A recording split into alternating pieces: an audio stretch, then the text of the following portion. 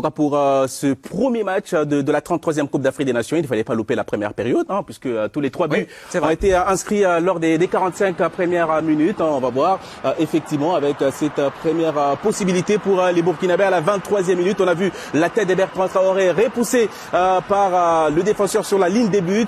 Deuxième tentative sur laquelle Onana a du mal à intervenir. La troisième possibilité, Bertrand Traoré pour Gustavo Sangaré qui profite de cette sortie hasardeuse du gardien Onana pour reprendre seul au deuxième poteau, Cédric. Oui, effectivement, mais c'est toute l'attitude défensive. On voit une équipe quand même du Cameroun qui recule beaucoup. On voit Onana qui est pas serein dans ses sorties.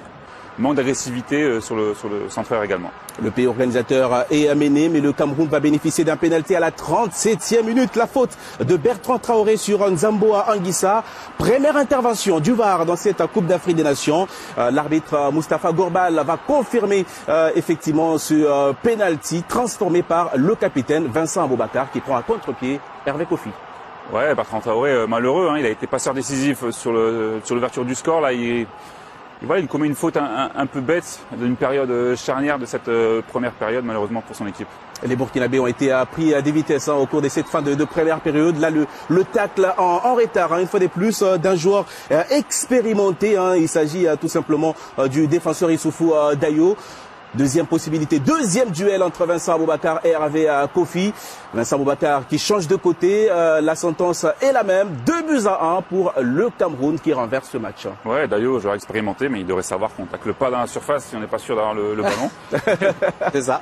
Le Burkina Faso qui a eu des opportunités en seconde période pour revenir à l'instar de ce coup franc flottant du capitaine Bertrand Traoré.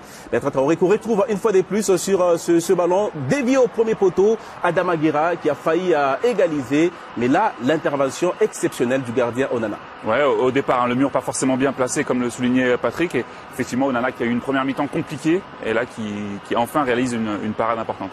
Petite frayeur pour les Camerounais qui vont avec quelques changements se remettre véritablement dans le match à la 70e minute. On a vu l'entrée de Clinton Ndji, d'autres entrées également. Le Cameroun qui s'est procuré quelques situations mais qui a globalement, Cédric, géré au cours des 20 dernières minutes. Ouais, c'est la gestion. Après, gérer quand il y a un but d'écart, ça peut être dangereux, mais il y avait quand même beaucoup trop de différence entre les deux équipes pour que Burkina puisse revenir dans cette partie. Ils ont laissé passer leur chance avec leurs erreurs défensive. On voit quand même qu'il y a eu des opportunités. Anguissa ici à la frappe.